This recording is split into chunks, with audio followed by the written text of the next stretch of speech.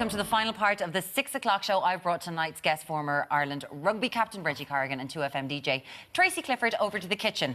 And Tracy, all she wants to say is, and here's one we made earlier, but Kwanje is actually cooking. There's nothing pre-made, you're doing it all. This is all fresh. So this is our Singapore noodles. Yeah, so we're going to start Singapore noodles, okay? I'm going to start with some tiger prawns, okay? So the Singapore noodles is prawns with ham or bacon, so which we're going to use.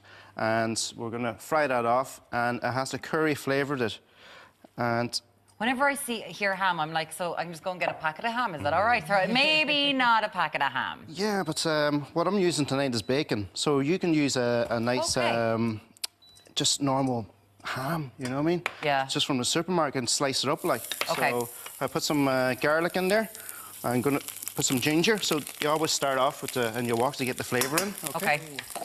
And next I'm going to fire in... and does that have to be really, really, really hot? Yeah, I always like starting a wok very hot because your stuff don't really stick to it then, you know, because many of the times like you go and put stuff in the wok and it just doesn't fry, it just kind of boils. It's just boiling there? Yeah. Okay. So I have it on kind of like... already, doesn't it? Yeah. There's actually a link between Kwanje and Reggie. Yeah. And you used to cook for the Irish team when they trained out in City West. Yeah, funny enough, we were just chatting about that and I says, I used to cook in City West at that time, you know, so... Up until like 2005 you were there? Yeah, so we used to feed the rugby team when after coming back from training, so I'd be sticking trays and trays of pasta and rice and just, you know, chicken. Did you just have to lash the food out to them? It was ridiculous, the amount of food that we used to eat, but I mean, it was literally, you know, the full tray of steaks, full tray of chicken, vegetables. Coming back for seconds and thirds as well, you know? He had a tough job, in fairness, because...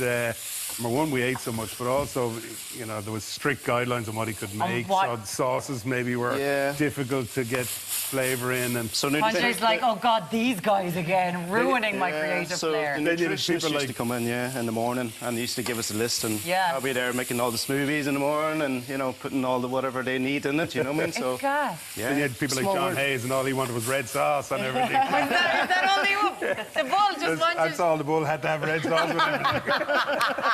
I think there's people all over the country who are like him. Like they make a beautiful steak and he's just like, give me the ketchup. That's all that matters.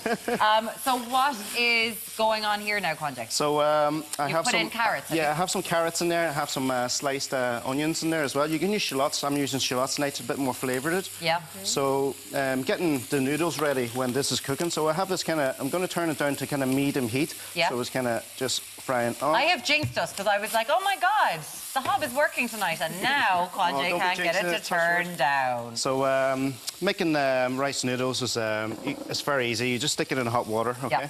And you just leave it there for a couple of minutes, and it gets soft, and you cool it down. For this dish, you're gonna need to cook your noodles beforehand because you need to put the noodles in cold. Okay. So just refresh Here's what we made earlier. That's for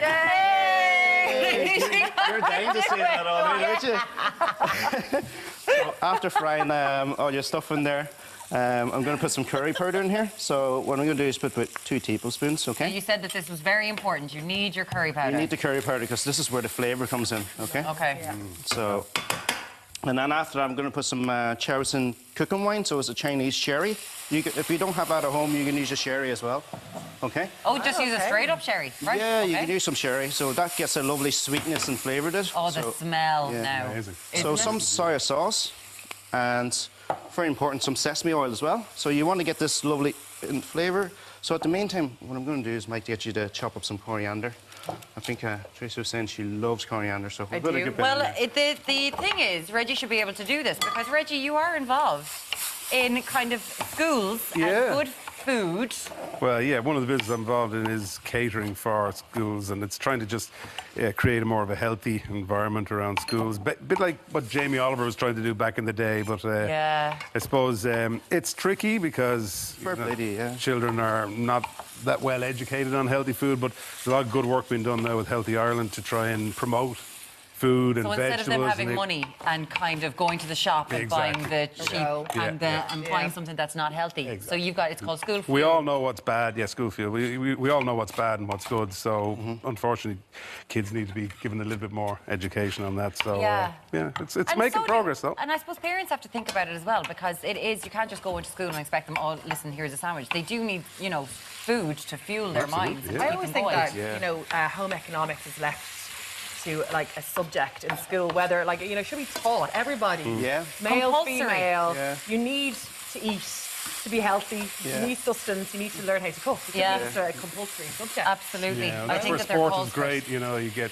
like we were lucky enough to learn over time what's good for you, what's bad for you, nutrition. And I think it's so important that, and it is happening in school, there's great projects. It's slowly happening, isn't it there?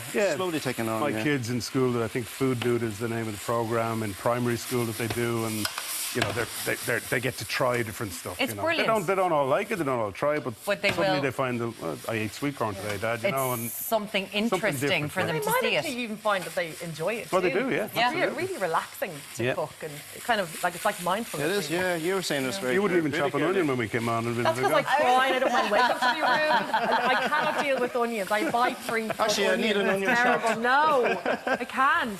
You I'm have crying for hours. we don't want to make Tracy cry on the TV. We're not going to do that to you. You've added the noodles in. You've also, what else have you put in there, Connie? Yeah, so after you get all the flavours in with the sauces, I add a small bit of oyster sauce in there as well. And sesame oil. And then I added in the noodles with 2 handfuls. Mix it all around, get the flavour going through the noodles. And also I'm going to throw in a handful of coriander now as well that Richie chopped up. So this is nearly ready now. So I'm just going to season this with a small bit of salt. I would put soy sauce on those cold noodles and eat that entire bowl with nothing in it. I know, it's probably one of my favourite dishes, you know. It's unbelievable. It's really good. So easy. And that looks absolutely beautiful. So I'm going to put some And you here put now. prawn in this tonight. You're